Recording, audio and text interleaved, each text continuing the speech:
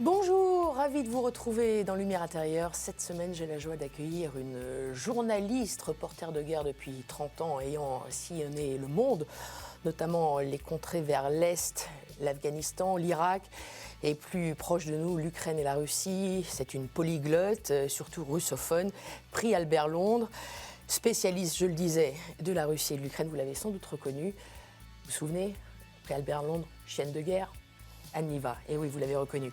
Bonjour Anne Niva. Bonjour Marie. Ravie de vous accueillir. C'est moi qui suis très contente d'être là. Dans Lumière intérieure, pour Avec la première plaisir. fois. Pour la première fois, oui. Sur KTO. On va commencer par braquer la lumière plutôt extérieure sur ce livre, votre dernier livre. Il y a plusieurs ouvrages à votre actif, mais c'est le dernier. La haine et le déni, qui revient évidemment, je le disais, sur ce conflit russo-ukrainien. C'est plutôt après l'invasion de l'Ukraine par la Russie. C'est ça. Le 24 février 2022, il y a plus de 2 ans maintenant. La haine et le déni aux éditions Flammarion, avec les Ukrainiens et les Russes dans la guerre. Ce sont des témoignages au plus près du terrain, au plus près des gens que vous avez rencontrés depuis 2 ans, avec de nombreux voyages. Vous allez nous raconter d'ailleurs le nombre de ces voyages que vous avez effectués depuis 2 ans et que vous nous partagez. Alors cette haine et ce déni, je crois que le titre a été difficile à trouver. C'est ce que j'ai entendu dans une précédente interview. Mais je suis très fière du résultat. Oui. Mais ça n'a pas été difficile de trouver un titre qui soit dans la durée et qui ne soit pas justement un titre d'un livre, disons, jetable, qui collerait complètement à l'actualité. La haine et le déni sont 2 sentiments si humains. Et on va parler de ça, l'humanité. Absolument. Alors justement, cette haine et ce déni, c'est intéressant puisque on voit le prisme de cette guerre à travers justement le regard des Ukrainiens, que vous avez vu chez eux, et celui des Russes. Alors c'est vrai qu'en lisant votre ouvrage, je me disais, la haine serait quand même plutôt du côté ukrainien et le déni plutôt du côté des Russes. C'est un petit peu binaire, évidemment. C'est pas... Qu'est-ce que vous en pensez ? Je vous laisse à votre analyse et je ne vous donnerai pas la mienne, parce que le but d'un titre, ça n'est pas de l'expliquer. Le but d'un titre, c'est justement d'englober la totalité de ce que j'ai voulu montrer dans ce livre. Et ce livre est un livre de témoignages, mais pas tout à fait. C'est plutôt du pur reportage. Le reportage, moi, je le pratique tout à fait classiquement. C'est-à-dire, j'ai rien inventé, il suffit simplement d'aller sur place. Et quand on est sur place, de se couler dans la vie des uns et des autres, d'essayer de la comprendre, de la percevoir, d'avoir l'ouverture la plus grande possible pour pouvoir entendre tout ce qu'on vous dit, avec respect, sans haine, sans déni de ma part, pour pouvoir tout retranscrire, tout partager justement à celles et ceux qui vont lire mon livre. Et puis il y a un effort d'écriture aussi, il y a de la narration, il y a du récit. C'est un livre dont beaucoup de lectrices et de lecteurs m'ont dit qu'il se lisait comme un thriller, ça me fait très plaisir ça, c'est-à-dire qu'on le commence et qu'on ne peut plus l'arrêter. Pourquoi ? Ce n'est pas un roman ce livre, j'ai rien inventé. C'est de la réalité. Mais la réalité, parfois ça peut faire peur. Même souvent, ça fait peur, cette guerre, elle fait peur à beaucoup de monde. Mais là, moi, j'ai l'impression, en tout cas, c'est la raison pour laquelle je fais du reportage, c'est que le reportage aide à insister justement sur l'humain. On n'est plus dans les analyses très sèches, les commentateurs qui sont très loin de tout, qui n'ont jamais été sur le terrain. On n'est pas dans les statistiques des morts, des blessés, puisque de toute façon, on est dans une guerre et chacun des belligérants cache ces chiffres. On est dans l'humain. Et l'humain, ça change tout. L'humain, c'est beaucoup plus direct. L'humain, c'est paradoxal. Et finalement, j'ai l'impression, Marie, voyez-vous, que j'écris tout le temps le même livre, quel que soit le conflit. Avec mon premier livre, Chienne de guerre, qui était sur la guerre en Tchétchénie, ou les guerres en Irak, en Afghanistan, que j'ai couvertes, ce sont toujours des guerres dans lesquelles je m'attarde sur les paradoxes de l'humain et sur ce que l'humain ressent finalement dans la guerre. Et ce n'est pas forcément, une fois de plus, je répète, des analyses politiques ou géopolitiques. Ça, je le laisse à d'autres, et puis c'est tellement fait, ça. J'ai vraiment envie, quand je partage ça avec mes lectrices, mes lecteurs, qu'ils n'iront jamais là où je vais, mais que grâce à mon récit, ils aient l'impression, en me lisant, d'y être allés, d'y aller sur mon épaule, un petit peu. Vous explorez l'humain, comme vous dites, et la souffrance. Oui. L'humain, c'est la souffrance. Bien sûr. La Mais haine, pas le que la déni. souffrance. Il y a beaucoup de souffrance. Mais il y a aussi beaucoup de joie, beaucoup de fraternité dans tous les terrains de guerre où je vais. Et j'utilise le mot fraternité à dessein, qui est un mot que nous n'utilisons plus du tout dans la vie courante en France. On tombe à point nommé avec ces deux peuples frères. Oui, Aussi. mais la fraternité, c'est la fraternité dans la guerre. Parce que la fraternité, je l'ai ressentie en Irak, en Afghanistan, en Tchétchénie, dans toutes les guerres où j'ai été. Il y a davantage de fraternité, disons, visible, peut-être qu'ailleurs, mais c'est sans doute dû à la présence de la guerre. Parce que la guerre, en fait, elle modifie tous les rapports humains. La guerre, c'est... Je sais que c'est difficile à s'imaginer ce qu'est la guerre pour celles et ceux qui ne l'ont pas vécu, et tant mieux s'ils ne l'ont pas vécu. Mais moi, il se trouve que je n'ai pratiquement informé que là-dessus. Donc, la guerre, ça pue, la guerre, ça fait mal, la guerre, c'est l'horreur. La guerre, c'est des souffrances, mais c'est aussi justement ces petites joies entre êtres humains qui font que nulle part, par exemple, depuis que je fais ce métier, nulle part je n'ai été... nulle part on m'a empêché d'arriver quelque part, si vous voulez. À chaque fois, au crépuscule, quand j'arrive quelque part, quel que soit mon terrain de guerre, quel que soit le village où j'arrive, on m'ouvre sa porte et on me donne le gîte et le couvert. Et ça, c'est terrible à dire, mais c'est grâce à la guerre. Cette fraternité que vous découvrez, que vous nous racontez très bien, ce sont des petites lumières, justement, que vous allez chercher chez l'autre, grâce à la guerre. Oui. Est-ce que la paix, c'est le revers de la médaille de la guerre? On dit... Écoutez, la paix, c'est formidable. La paix, c'est un rêve. On a sans doute oublié, nous, les pays qui vivons en paix, à en jouir. Comment en jouir, justement, pleinement et paisiblement. La paix est une chance. La paix est presque, j'allais dire, une exception. La guerre, dans le monde dans lequel nous vivons depuis la nuit de temps, c'est la norme. Et nous réussissons à vivre dans un monde en paix, dans cette Europe. Donc nous avons beaucoup de chance. Moi, je viens de cette Europe qui vit en paix. Je n'ai jamais vécu la guerre dans mon pays. J'ai cette chance. Mais toute ma vie professionnelle, je la passe en allant ailleurs, en me rendant justement dans ces ailleurs qui vivent en guerre. Mais je n'ai pas fait exprès au départ. J'ai commencé par une guerre, la guerre en Tchétchénie, et puis finalement j'ai suivi par d'autres guerres. Parce que je me sais capable d'y aller, et parce que j'ai envie de raconter justement la vie dans la guerre. La vie dans la guerre, quel que soit le côté où l'on est. Là, en Ukraine et en Russie, évidemment, c'est l'Ukraine qui a été envahie. Donc c'est en Ukraine qu'on ressent le plus la guerre, bien évidemment. Mais côté russe, qui est un côté où, dans cette guerre, qu'on connaît moins, parce qu'il est plus difficile de se rendre en Russie, et parce que la Russie est le pays qui a envahi l'autre. Et la Russie est un pays gigantesque, hein, il reste, malgré la dislocation de l'URSS, le plus grand pays au monde. Donc il y a très peu d'endroits de Russie où on ressent véritablement la guerre. Il n'y a pratiquement qu'une ville qui s'appelle Belgorod, qui est à la frontière entre la Russie, la partie la plus occidentale, et l'Ukraine, là, très proche d'une ville ukrainienne qui s'appelle Kharkiv. Là se trouve la ville de Belgorod, où j'y suis allée récemment. Elle n'est pas dans le livre, j'y suis allée récemment. Mais c'est vrai qu'il y a une carte au début. Mais, oui, il y a une carte, ça me semble important de mettre une carte. Mais c'était juste pour vous dire que quand on est à Belgorod, on ressent aussi la guerre et tout ce qui est afférent à la guerre de la même façon que quand on est en Ukraine. Et ça, je l'ai ressenti en Irak, en Afghanistan, partout ailleurs. C'est-à-dire quand on vit, quand le quotidien, c'est survivre à une guerre, eh bien, c'est une vie complètement différente. Il y a plus de chichi. Il y a plus de... On va droit à l'essentiel. Et justement, il y a du danger, il y a de la solidarité, tout le monde est plus direct. Les relations humaines ne sont plus les mêmes. Et ça, c'est quelque chose qui m'intéresse beaucoup. Et vous l'avez ressenti des deux côtés de la frontière, mais quand même différemment. C'est pour ça que je disais la haine et le déni c'est vrai que je l'ai clairement plus ressenti, donc la haine du côté ukrainien et le déni côté russe, parce que vous le dites très justement, et vous le décrivez très bien. Moscou est une capitale très cosmopolite aujourd'hui, très occidentale, préservée, très moderne, très préservée. Tout à fait. D'où ce déni. Préservée de cette guerre. Voilà, préservée de cette guerre, et ce qui fait penser à ce déni aussi, et un déni un peu imposé, forcé par un régime aussi, qui fait qu'on peut pas peut-être tout à fait. pas tout Moi, dire. je ne fais pas partie de ceux qui pensent que c'est le régime et la propagande du régime qui est capable de tout créer.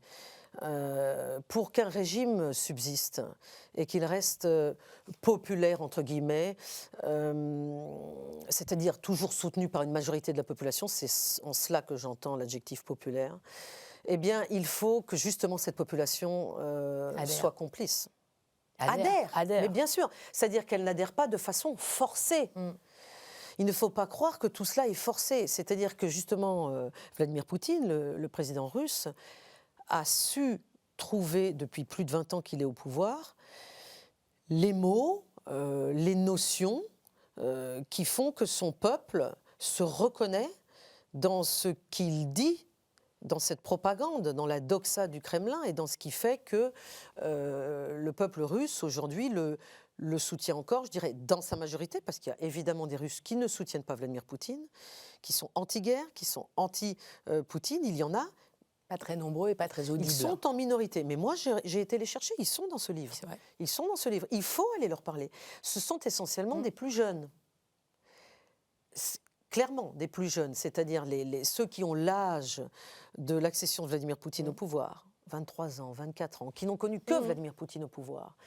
Eh bien, ces jeunes Russes, ils ont finalement, selon moi, mais je ne suis pas la seule à le dire, plus en commun avec des jeunes Français, Italiens, Américains, de leur âge. C'est-à-dire qu'il y a cette espèce d'horizontalité due à la globalisation du monde et due aux médias sociaux, qu'avec des Russes plus âgés qu'eux. Parce qu'ils n'ont pas du tout les mêmes références historiques. Enfin, les jeunes Russes ont les mêmes références historiques que leurs parents, bien sûr, mais ils ne les ont pas, ils n'ont pas vécu la même histoire. Donc, leur présent aujourd'hui, c'est un présent beaucoup plus globalisé que celui de leurs parents. Et proche aussi de la jeunesse ukrainienne du même âge ? Bien sûr, absolument. Parce que ces jeunes... Sauf qu'entre deux, il y a une guerre. Et quand il y a la guerre... Il y a un fossé quand même qui les éloigne de plus en plus. Mais absolument, ça c'est ces frères inévitable. Qui étaient quand même il y a une détestation. Slave, il y a une détestation mais qui est de bien plus en plus évidemment. profonde. La fin de votre livre n'est pas des plus optimistes sur cette haine qui effectivement qui englobe également les Russes. C'est écrit dans les dernières pages. Quel est votre sentiment ? Elle pose des questions, surtout la fin de mon livre. Elle pose des questions sur la paix, sur la difficulté de la paix, sur la question quasi philosophique existe-t-il aujourd'hui qu'est-ce qu'une paix juste ? Et sommes-nous capables, nous, êtres humains du XXIe siècle, de la créer, d'y aboutir ? Entre les Russes et les Ukrainiens, aujourd'hui, on n'y est pas. C'est ça. On en est vraiment loin. Mais écoutez, c'était le cas quand même de toutes les guerres avant qu'elles n'aboutissent à des compromis. Soit à des compromis, soit à des victoires militaires écrasantes. Pour le moment, dans ce conflit, il n'y a ni l'un ni l'autre. Et est-ce que ces deux peuples aujourd'hui qui semblent effectivement irréconciliables, quel est votre... Je sais que vous n'avez pas envie d'analyser, vous ne le faites pas du tout là, mais quand même, vous qui connaissez très très bien ces peuples, comment voyez-vous quand même l'avenir ? Une réconciliation à terme ? La paix arrive toujours après la guerre ? La paix arrive toujours après la guerre, mais c'est une question de durée, bien évidemment. Pensons à l'Allemagne et la France, pensons à la capacité du peuple allemand à...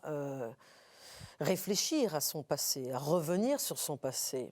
Il n'y a pas une telle proximité entre la France et l'Allemagne qu'il y a là entre l'Ukraine et la Russie. Ça, c'est vous qui le dites. C'est-à-dire que aujourd'hui, les Russes et les Ukrainiens ne sont pas proches du tout. Ne sont pas proches du tout, malgré les racines slaves. Les racines slaves. Il y a 3 peuples slaves, il y a également les Biélorusses. Tout cela est compliqué, je ne vais pas l'analyser en quelques minutes ici, c'est une des raisons pour lesquelles j'ai écrit ce livre. Mais pour moi, tout remonte... En tout cas, il y a une date extrêmement importante qui est celle de la dislocation de l'URSS en 1991. Si vous voulez, avant 1991, quand c'était l'Empire soviétique qui a duré plus de 7 décennies, il y avait une moins grande importance du peuple slave dans l'URSS. Depuis la dislocation, en proportion, cette importance est plus importante. Et c'est justement là que commencent les problèmes. Parce que certes, elle est plus importante numériquement, mais en même temps, l'Empire est disloqué.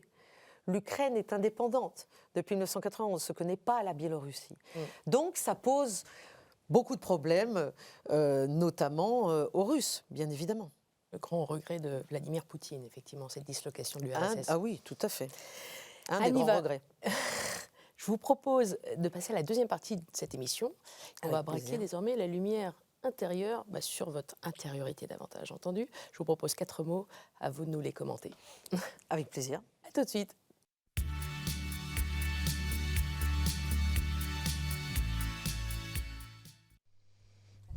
Anne Niva. Oui, je suis là. Vous m'entendez bien? Je vous entends très bien. Bon, moi aussi. Alors, comme je vous proposais, je vais vous présenter 4 mots, les uns après les autres. Voici le premier. À vous de les commenter et on va rebondir dessus. Le premier mot, c'est le mot risque. Risque. Vous, la reporter de guerre, qui a choisi effectivement les fronts hostiles plutôt que les fronts heureux.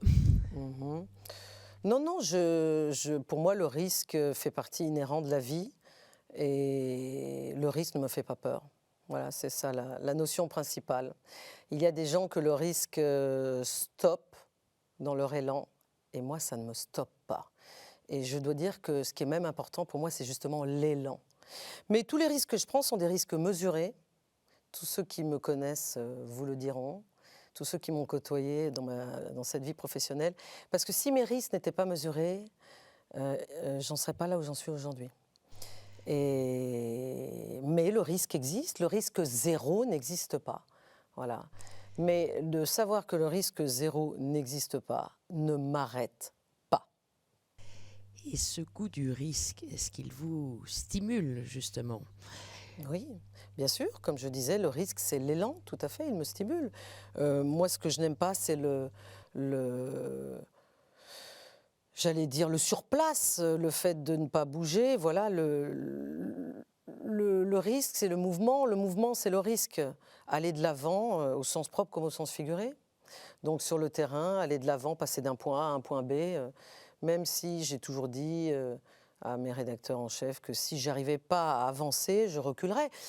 Mais figurez-vous, Marie, que ça ne s'est jamais produit. Voilà. Vous avez toujours continué à avancer. Exactement. Risquer, c'est aussi jouer avec la peur. Vous avez souvent eu peur ?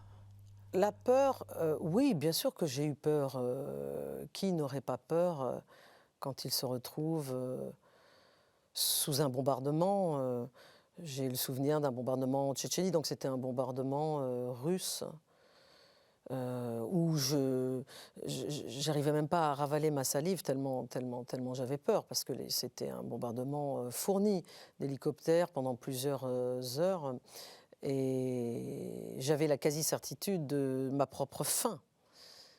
Donc là, je défie quiconque de dire qu'il n'a pas peur.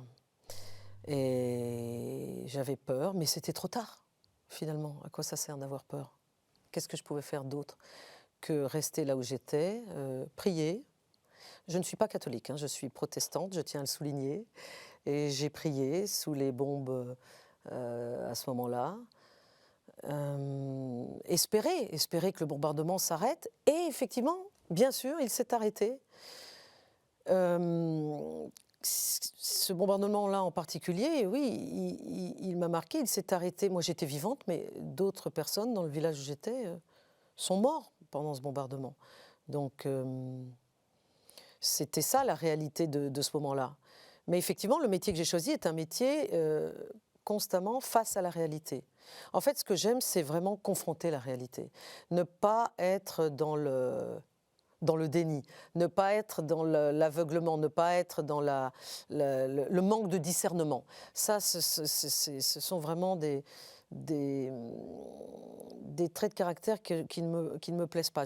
J'aime la clarté, j'aime la capacité à être clairvoyant, à être lucide. Voilà, la lucidité. Et être lucide aussi dans les risques que je prends, bien sûr. Lucide et en même temps un peu mystique, croyante, vous le disiez. Vous êtes protestante non, et vous je priez. Ne suis pas, vous non, avez dit je suis protestante, oui, ça j'y tiens, c'est mon identité. Mes parents sont protestants, j'ai été élevée comme protestante, mais je ne suis pas pratiquante du tout. Mais sous les bombes, à ce moment-là, j'ai prié, oui, tout à fait. Mais je prie assez peu, je ne vais pas au temple. Ça ne m'empêche pas d'aimer être protestante et d'avoir le plus grand respect pour toutes les religions possibles et imaginables. Évidemment, comme j'ai passé beaucoup de mon temps dans des pays musulmans, je connais très bien l'islam. J'ai un profond respect pour l'islam. Je connais le Coran. J'ai parlé à des islamistes, alors là, ça n'a rien à voir, mais donc à beaucoup de personnes qui connaissaient parfois moins bien le Coran que moi. Je pense à d'autres livres sur la France, notamment un qui s'appelle « Dans quelle France on vit ?», où j'ai enquêté sur des sœurs catholiques, extraordinaires sœurs catholiques, dans la ville d'Évreux, que j'ai découverte, et qui m'ont accueillie dans un quartier, le quartier de la Madeleine, où elles étaient encore à cette époque-là, qui est un quartier où il y a plutôt justement une population qui pratique la religion musulmane. Et j'ai écrit plusieurs pages sur ces sœurs catholiques.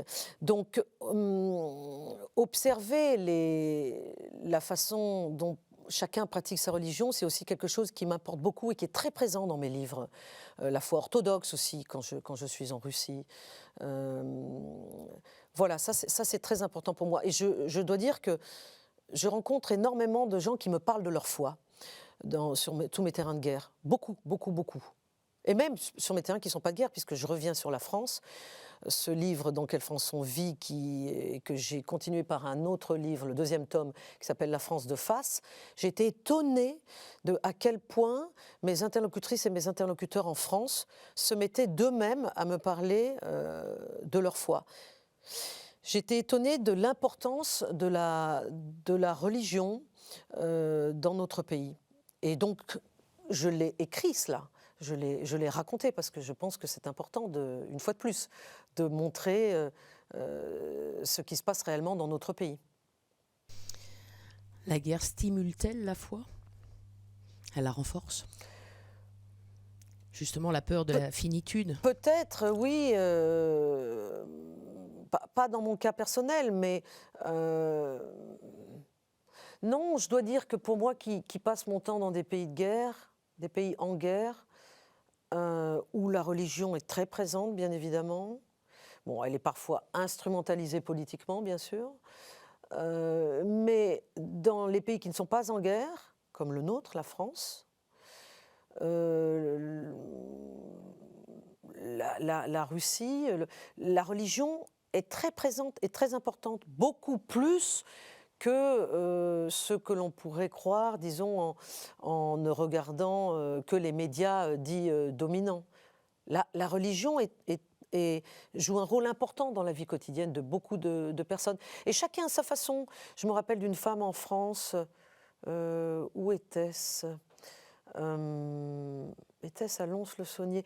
Mais qui me racontait son église à la maison, chez elle, où elle regroupait certaines personnes de façon assez régulière pour pouvoir ensemble justement prier, se poser des questions, etc., sans forcément aller à l'église. Voilà, ça c'est la France d'aujourd'hui, du XXIe siècle. J'ai aussi écrit sur l'importance des écoles privées en France, sur le rôle... l'importance pour beaucoup de Français de mettre leurs enfants dans des écoles privées catholiques, même parfois des Français musulmans qui choisissent de mettre leurs enfants dans des écoles catholiques parce qu'ils veulent que leur enfant soit dans un environnement où la religion a son importance. Voilà, tout ça, pour la reporter que je suis, l'observatrice du réel que je suis, c'est important et doit être dit, doit être écrit sans jugement, c'est-à-dire uniquement de par l'observation. Pour moi, c'est l'observation qui importe. Ça Pour tombe moi, bien, ce qui importe, Anne, je vous interromps. Je suis désolée. Pourquoi ? Parce que vous répétez à l'envi le mot que je vous propose, le deuxième, observation, justement. D'accord, Je vous ouvre la porte. Observation. Observation, allez-y, Bon, je vous en prie. eh bien, observation, c'est exactement ça. C'est-à-dire que c'est ce que j'allais vous dire. Pour moi, observer, c'est montrer. Et montrer, ça n'est pas démontrer. Voilà. Moi, j'aime montrer et je n'aime pas démontrer. C'est-à-dire que, c'est ma définition finalement du reportage. Le reportage, c'est montrer. Mais ça paraît facile comme ça, sauf que montrer, pour montrer, il faut aller voir. Il faut aller voir, il faut se déplacer, il faut faire cet effort, qui pour moi n'est pas un effort, puisque c'est ce que j'aime faire. Et il faut observer. Et observer, c'est regarder, écouter,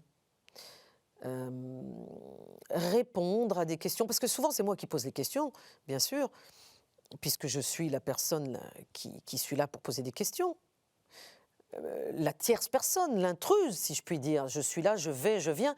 Mais sur les terrains où je vais, que ce soit en guerre ou que ce soit en France, on me pose aussi beaucoup de questions. Et je pense qu'il y a donc une observation mutuelle. Est-ce difficile ? Et un respect mutuel. Un respect mutuel. Voilà. Est-ce difficile d'observer sans prendre parti ? C'est vrai que c'est la promesse de départ de votre livre et de... Mais je crois que c'est livres. une promesse tenue, et c'est une promesse tenue sur tous mes livres, et c'est ce que me disent tous mes lectrices et mes lecteurs. Mais n'est-ce pas difficile, néanmoins ? Et j'en ai beaucoup depuis longtemps qui me suivent, et qui me suivent justement parce que cette promesse est tenue. Non, pour moi, ça n'est pas difficile. N'est-ce pas un effort ? Oui, c'est un effort. C'est un effort, mais moi j'aime l'effort, donc c'est pas un problème. C'est un effort, mais c'est intéressant. C'est un effort dans le sens intéressant. C'est pas un effort dans le sens poids. C'est pas négatif. Voilà. Au contraire, c'est quelque chose qu'il me plaît de faire. Il est impossible pour moi d'aller sur le terrain et de prendre parti pour un côté ou pour un autre côté. C'est-à-dire que j'estime que ça n'est pas suffisant.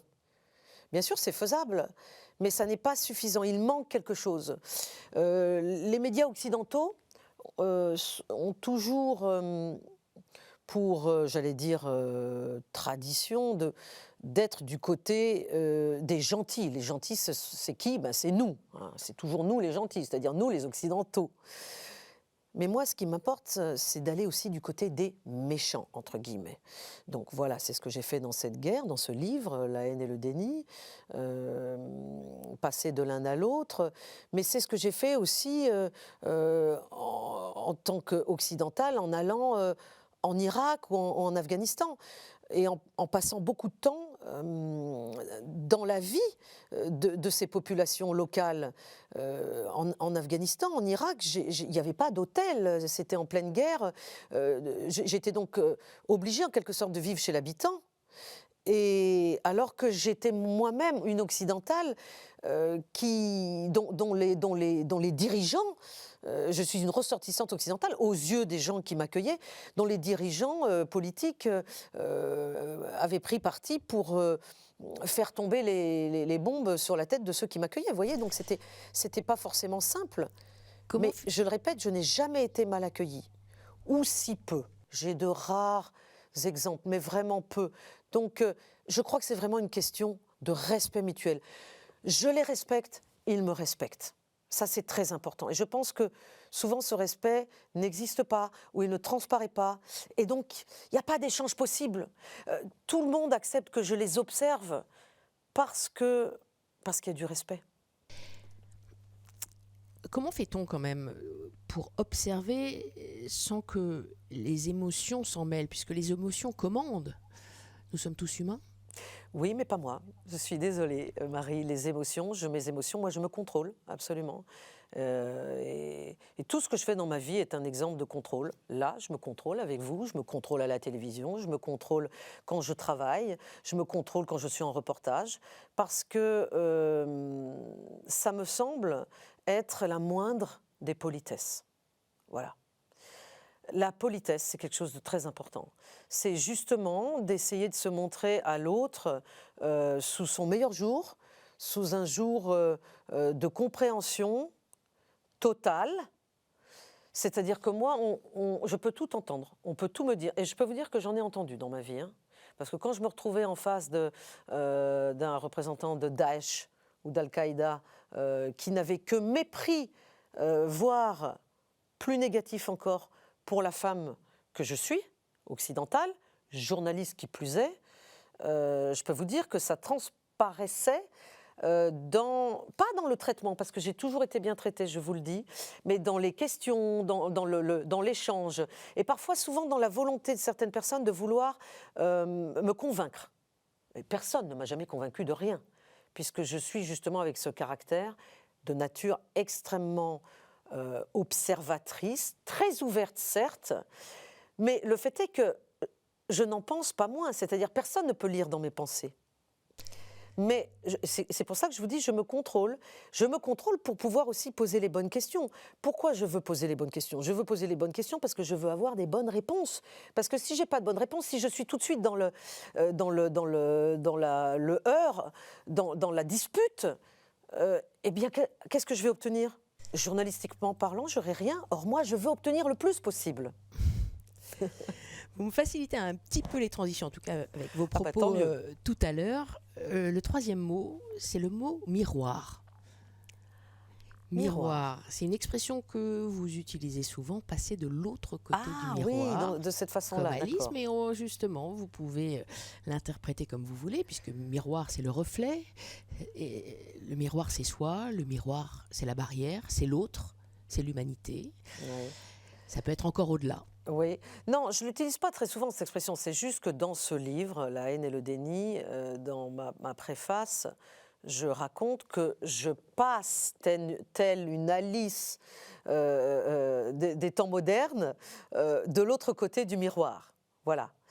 Parce que j'ai l'impression, effectivement, pour ce conflit entre la Russie et l'Ukraine, comme pour tous les autres conflits que j'ai couverts, d'être comme une espèce de petite souris, voilà, qui ne se contente jamais d'un seul côté des choses, celui qu'on lui présente, celui qui est le plus présentable, celui qui va dans l'air du temps. Je vais de l'autre côté. Je cherche, comme je vous l'ai dit tout à l'heure, la complexité, l'effort. Et j'aime le faire. Et tant que j'aimerais le faire, je continuerai à pratiquer le journalisme. Et personne ne me fera changer ma façon de faire dans le journalisme. Donc voilà la façon dont je conçois le miroir. Et peut-être est-ce aussi une façon de me regarder différemment, de l'autre avec un A majuscule. L'autre est celui qui est différent, peut être celui pour beaucoup qui fait peur. Moi, l'autre ne me fait pas peur. J'aime l'autre, dans toute sa différence. Vraiment, dans toute sa différence.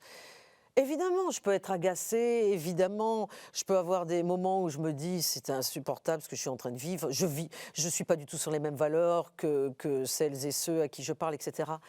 Oui, mais et alors ? Ça n'empêche en rien le fait que je prends plaisir à être chez eux, à leur parler, à essayer d'obtenir des réponses. Parce qu'il me semble que c'est ça l'utilité du journalisme, véritablement. C'est essayer justement d'inverser le regard. Voilà, en réaction à votre mot miroir. Inverser le regard. Et d'ailleurs, j'avais écrit un livre, un tout petit livre qui s'appelle « Islamistes, comment ils nous voient ». Mais c'était exactement ça, je l'ai fait avec les islamistes, mais je le fais avec tout le monde, c'est-à-dire...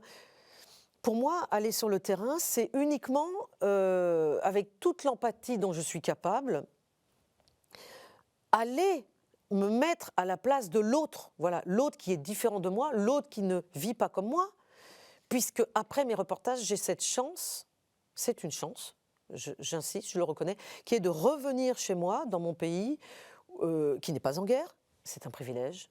Moi-même, j'y vis de façon privilégiée, je le reconnais, mais ce sont des privilèges que j'ai acquis et qui n'étaient pas innés. Et donc tout cela, je trouve ça, pour moi, c'est absolument important, cette faculté d'inverser le regard pour se mettre à la place de l'autre, tout en n'étant pas l'autre. Voilà, je ne suis pas l'autre. Je suis une tierce personne qui vient voir, observer, et ensuite qui s'en va. Et s'en aller, vous savez, parfois c'est dur. C'est même parfois plus dur de partir que d'y aller. C'est-à-dire, en fait, ce qui est dur, c'est quand je pars et que je reviens ici en France, chez moi. Ça, c'est dur.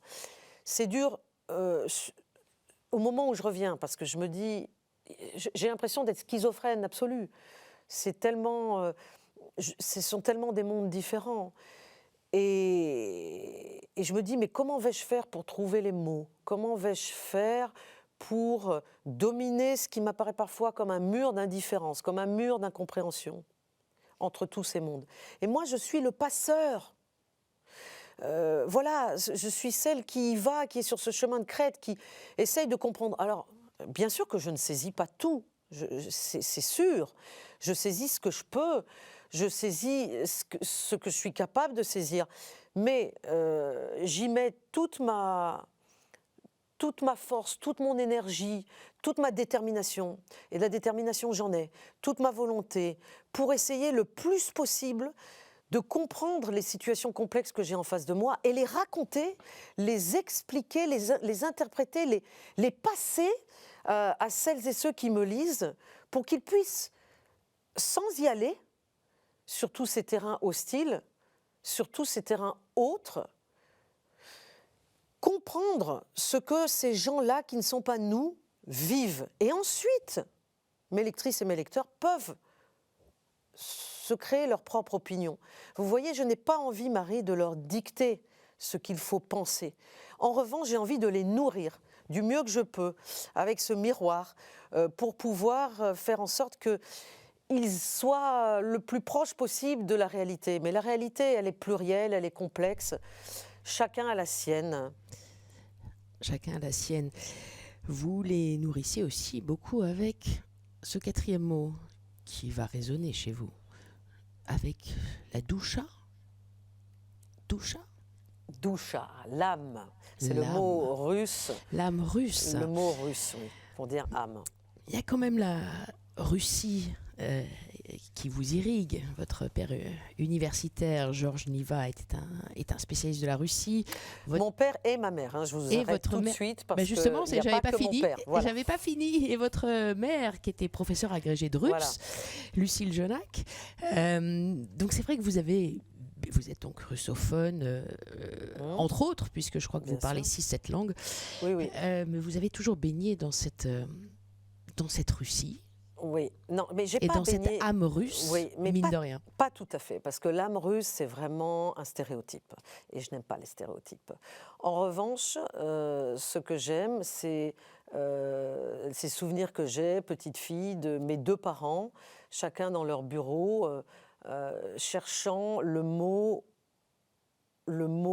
mot, quand ils étaient l'un comme l'autre en train de traduire de la littérature russe.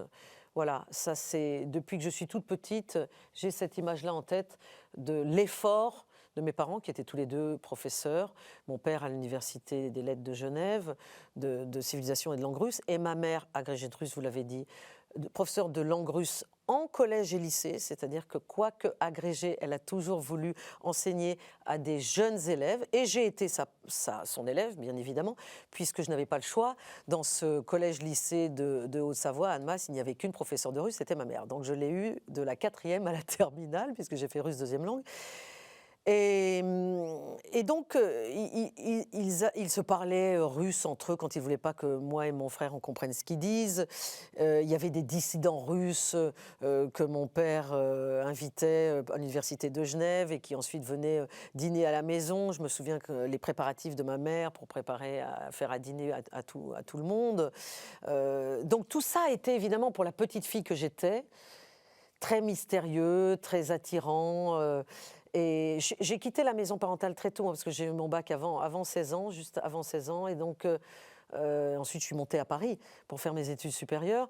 Donc, tous ces souvenirs-là, c'est de 10 ans à 15, 16 ans. Et vous saviez on baignait dans cette culture russe, complètement dans cette culture russe, absolument. Et là, c'était l'époque de tout c'était le début du renouveau de la Russie post-soviétique démocratique. Tout ce qui n'est plus là aujourd'hui, en tout cas politiquement parlant.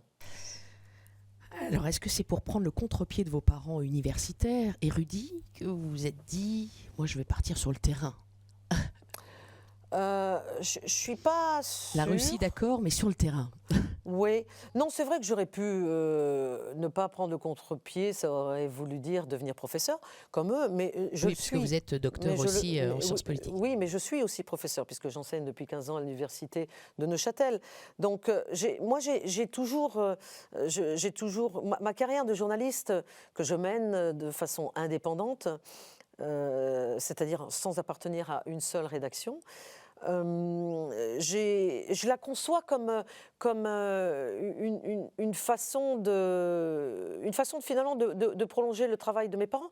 Mes parents ont été sur le terrain aussi comme jeunes, avant de se connaître l'un l'autre, et là c'était l'URSS, bien sûr. Mon père s'est d'ailleurs fait expulser du RSS à un moment donné de sa vie, avant d'avoir le droit d'y retourner. C'était dans ses années estudiantines, où il était jeune élève à l'école normale supérieure. Et non, le terrain est arrivé comme une espèce d'évidence. Maintenant que vous me posez la question, je me souviens d'un moment où il y avait eu un déjeuner au restaurant, mes deux parents et mon frère et moi, et mon père nous avait demandé quel métier on voudrait faire plus tard. Je pense que je devais avoir 14 ans et mon frère 12. Et j'ai dit, je sais pas, et mon père... m'a dit, en tout cas c'est le souvenir que j'ai, peut-être que j'ai réécrit l'histoire depuis, mais j'ai le souvenir que mon père m'avait dit « mais Anne, toi peut-être que tu pourrais devenir journaliste, ça t'intéresserait ?» Et je lui ai dit « mais c'est quoi journaliste exactement ?» Et il m'avait dit « mais journaliste c'est très intéressant parce que c'est écrire des histoires, mais des histoires vraies. » Et là je dois dire que effectivement c'est ce que j'aime faire, c'est-à-dire être face à la réalité. Et c'est l'histoire en direct. Oui, complètement. Voilà. L'histoire ultra-contemporaine, c'est ça. Ultra-contemporaine. C'est ça. Le mot, c'est doucha, c'est l'âme. Oui. L'âme, ça fait évidemment penser à l'âme éternelle, immortelle, chrétienne. Quel est votre rapport à cette âme, à Dieu? Vous n'étiez pas pratiquante, effectivement. Non, et je ne suis pas pratiquante. Votre rapport à cette âme, pas seulement russe, l'âme en général. Que vous dire, je pense que c'est quelque chose que chacun a en soi et doit garder pour soi.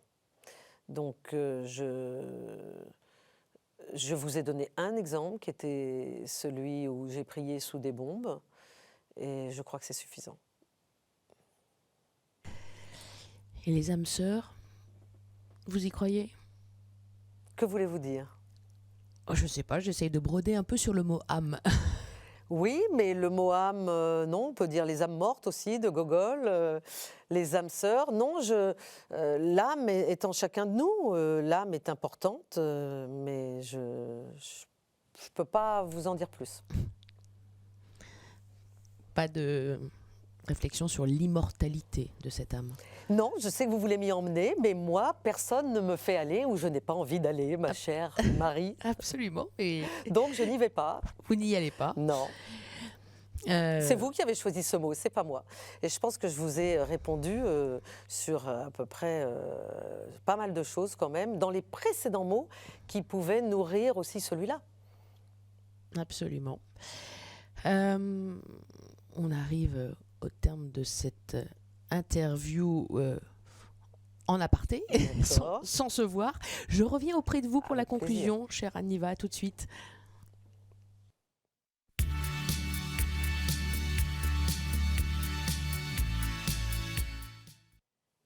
Anne, je suis de retour en face de vous. Alors, C'est bien. oui, c'est bien. Est-ce qu'il y a un mot qui vous a plus touché que d'autres ou pas Non, particulièrement? vous savez, moi, mon métier, c'est de jouer avec les mots. Donc, Ouais. les mots, ça peut être très naturel ou très artificiel, mais je pense que celui de l'observation était bien. C'est Voilà. celui qui vous correspond le plus, Oui, observatrice, oui. observatrice? Les gens aujourd'hui n'observent plus rien. Mais moi, je les observe. Les gens. Il faut les observer. Il faut continuer à s'observer les uns les autres, se regarder, ne pas avoir peur du regard de l'autre, échanger, se questionner, répondre, faire du ping-pong verbal, etc. Observer et partager. Oui, exactement. C'est capital. Vous qui êtes effectivement une observatrice, est-ce que c'est pas plus difficile, Normalement, tous les journalistes le sont, hein, observateurs. justement, je parle aussi en mon nom, Oui, oui, non, mais je ne parlais pas de vous, Marie, je parlais de tous les journalistes. journaliste, justement, Voilà. je vais essayer de poser ma question. En tant qu'observatrice et journaliste, est-ce que c'est pas plus difficile, je pense au miroir, mot que j'ai évoqué, d'interroger un journaliste? D'interroger un journaliste. Quand moi j'interroge un journaliste, Oui, je vous mais pose ça la m'arrive question. rarement. Hein. Voilà, c'est mon cas, Oui, exactement. le miroir. Voilà. Ah oui, d'accord. C'est une question. Est-ce que c'est difficile, plus compliqué d'interviewer un journaliste? Mais peut-être que ça n'a pas été votre cas. J'ai rarement interviewé des journalistes. Non. Je vous confirme que c'est plus compliqué. Oui, ben voilà, ça doit sans doute l'être. Ça doit vous l'être. vous en rendez compte? Oui, peut-être. Pourquoi? Ben, je ne sais pas, c'est vous qui me le dites, parce que c'est vous qui êtes en train de m'interviewer là, c'est pas l'inverse. Hein. Oui. Moi, si vous voulez, on peut changer les rôles et je vous interviewe alors. Non, pas du tout. Il n'y a pas de problème, il faut le faire. Hein.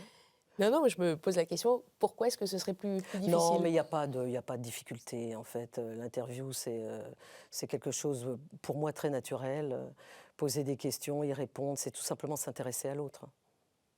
Exactement, s'intéresser à l'autre. Voilà, c'est ça. Est-ce que c'est ce que vous faites au quotidien? Pas tout le temps, même quand j'interviewe pas. Hein.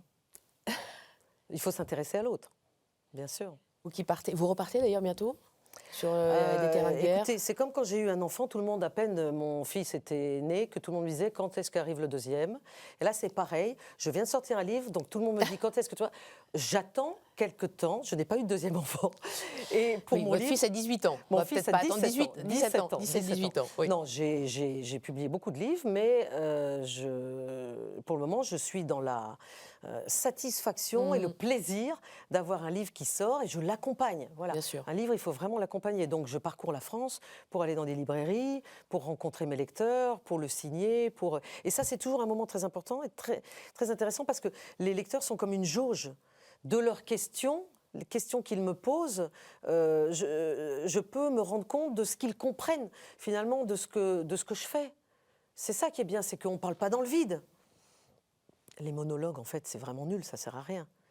Ce qu'il faut, c'est du dialogue. Mais ce n'est pas vous que je vais convaincre, vous êtes déjà convaincu. C'est vous qui le dites. Non, mais il me semble que vous êtes convaincu si vous êtes journaliste et que vous faites des interviews. Ce sont des dialogues. Ce sont des dialogues et c'est effectivement intéressant de recueillir la parole de l'autre, de l'interviewé. C'est ça.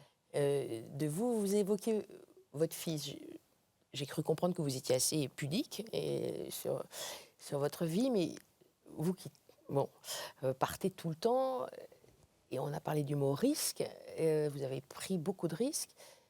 Est-ce que ça n'a pas été difficile quand même de partir, de laisser votre fils, votre époux, votre famille, mais en particulier votre fils?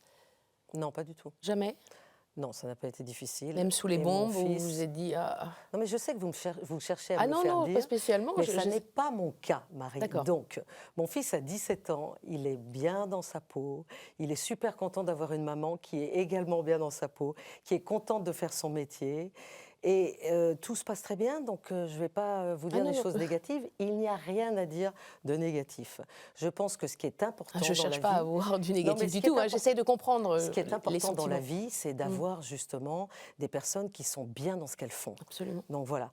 Donc moi, ce métier a une image, une connotation négative. Eh bien, il se trouve que pour moi-même, il n'y a rien eu de négatif. Donc je ne peux pas vous inventer des choses négatives, il n'y en a pas. Je Vous n'ai êtes eu un bel que exemple, du hein. plaisir C'est vrai. à faire ce métier. Et vous le partagez? Et c'est peut-être pas le cas des autres, mais peu m'importe les autres.